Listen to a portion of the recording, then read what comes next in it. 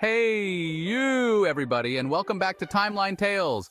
Buckle up those time machines, or should I say, slap on those nostalgia goggles, because today we're taking a hilarious trip back to the year 2010. That's right, folks. Get ready to relive the days of Lady Gaga's meat dress, the rise of the Angry Birds, and when Rebecca Black told us all about Friday. Man, those were the days. We're talking about the top 10 most unbelievable things that happened in 2010, and trust me, you won't believe some of this stuff.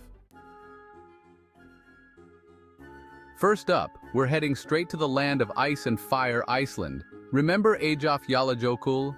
This tongue twister of a volcano is not just famous for its name, but also for the chaos it caused. Yeah, I don't know how to pronounce it either. It's like trying to say a magical spell from a fantasy novel, but let's not get stuck on the name. What really matters is that this volcano was one heck of a showstopper.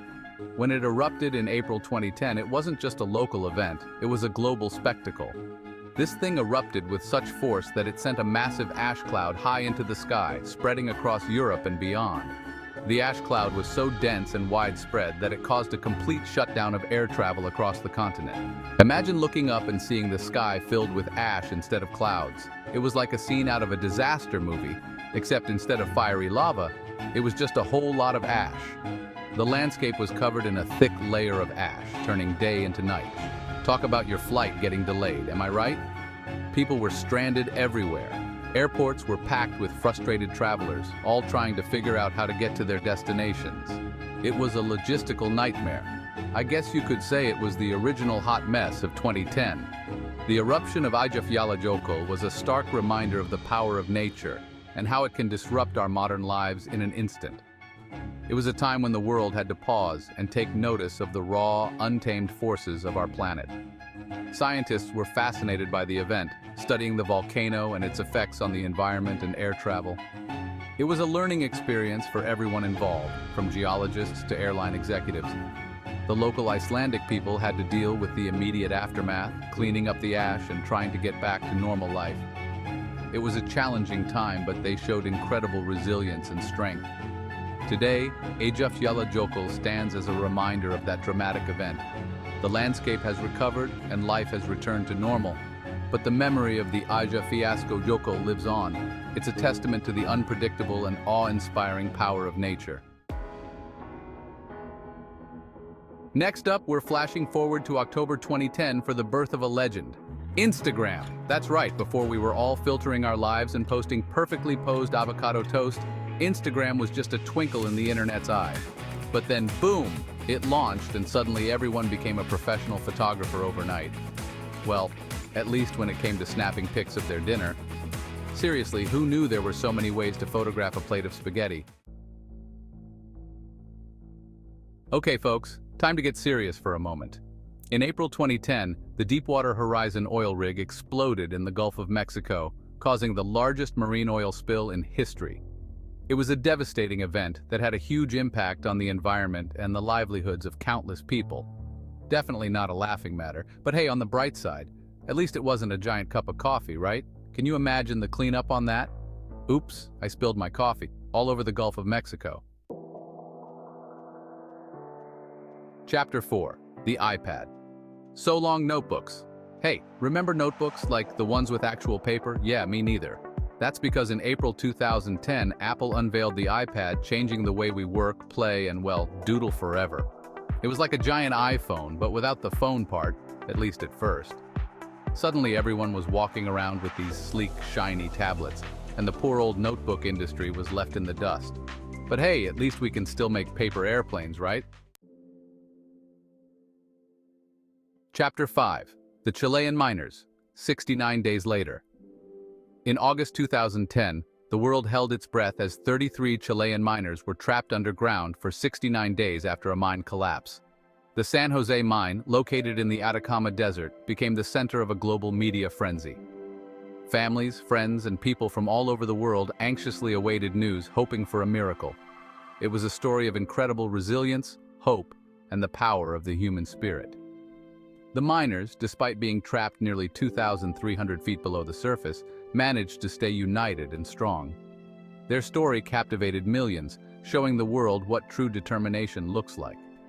And let's be honest, They probably had the most epic underground party of all time. Imagine being stuck in a confined space with limited resources, yet finding ways to celebrate life. They made the best out of a dire situation, showcasing their incredible spirit and camaraderie. I mean, they were stuck down there for 69 days. Each day, they marked their calendar, counting down the days until their rescue. It was a test of patience and endurance, but they never lost hope. They must have been playing cards, telling stories, and probably even started their own underground boy band. The miners found ways to entertain themselves, keeping their spirits high despite the uncertainty of their situation. We're the Mineshaft Miracles, and we're here to rock your world, eventually. Their humor and creativity were key to their survival, turning a potentially tragic situation into a story of hope and resilience. The world watched in awe as these brave men emerged from the depths, forever changed but unbroken. Chapter 6. Goal. It's the World Cup. It was a World Cup to remember. South Africa hosted the FIFA World Cup in 2010, and it was a celebration of sport, culture, and that really, really loud horn thing, the vuvuzela. Seriously, those things were like the soundtrack to the entire tournament. It was like a swarm of angry bees had invaded the stadium. But hey, at least it made for some memorable moments, right? Chapter 7. Vancouver's Winter Wonderland. Welcome to the magical city of Vancouver, where winter transforms the landscape into a breathtaking wonderland. Brr, is it getting cold in here? The crisp air and falling snowflakes create a picturesque scene that feels like it's straight out of a fairy tale. That's because we're heading to the 2010 Winter Olympics in Vancouver, Canada. This global event brought together athletes and spectators from around the world, all eager to witness the pinnacle of winter sports. From snowboarding to ice hockey, the world watched as athletes from all over the globe competed for gold. The energy was electric, with each event showcasing incredible skill, determination, and sportsmanship. And let's be honest, we were all just a little bit jealous of those Canadians. Their enthusiasm and pride were infectious, making everyone wish they could be part of the celebration. They got to live in a winter wonderland, drink maple syrup all day long, and cheer on their home team. The sense of community and national pride was palpable, warming hearts even in the coldest weather. Plus, they have poutine, which is basically just French fries, cheese, and gravy. What's not to love? This delicious comfort food is perfect for warming up after a day in the snow. Imagine enjoying a steaming plate of poutine while watching the snow fall gently around you. It's a quintessential Canadian experience that adds to the charm of Vancouver's winter wonderland. But the magic of Vancouver in winter doesn't end with the Olympics. The city offers a plethora of activities for everyone to enjoy. From ice skating at Robson Square to building snowmen in local parks, there's no shortage of fun to be had. For the more adventurous, a trip to Grouse Mountain for skiing or snowboarding is a must. And don't miss the Capilano Suspension Bridge, beautifully adorned with holiday lights, creating a mesmerizing winter spectacle. After a day of exploring, cozy up in one of Vancouver's many charming cafes. Sip on a hot chocolate topped with marshmallows and let the warmth seep in as you reflect on the day's adventures. As the day comes to an end, the city lights up, casting a magical glow over the snow-covered streets. Vancouver's winter wonderland is truly a sight to behold, offering a unique blend of natural beauty, festive spirit, and unforgettable experiences. Hold on to your hats, folks, because things are about to get juicy. In 2010, WikiLeaks, the controversial website known for publishing classified information, released thousands of classified U.S. diplomatic cables. It was the biggest leak since, well, the Titanic. Suddenly, everyone was talking about government secrets, whistleblowers, and the right to know. It was like a real-life spy movie, except instead of Jason Bourne, it was just a bunch of computer nerds. Get ready to swoon, ladies and gentlemen, because in 2010, the world was introduced to 5 adorable British lads who would go on to become global superstars. One Direction. Harry, Liam, Niall, Louis, and Zayn stole our hearts with their catchy tunes, perfectly coiffed hair, and synchronized dance moves. They were the boy band of the decade, and we were all just along for the ride. Prepare to have your mind blown. In 2010, Christopher Nolan's Inception hit theaters, messing with our heads and making us question the very nature of reality. Was it all a dream? Were we still spinning in that darn top? We still don't know.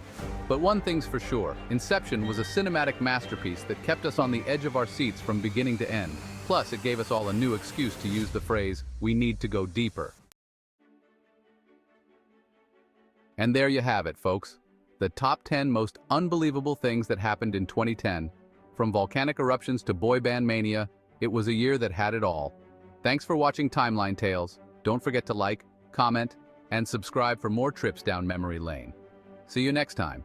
And remember, if you ever find yourself back in 2010, tell Rebecca Black to stay home on Friday.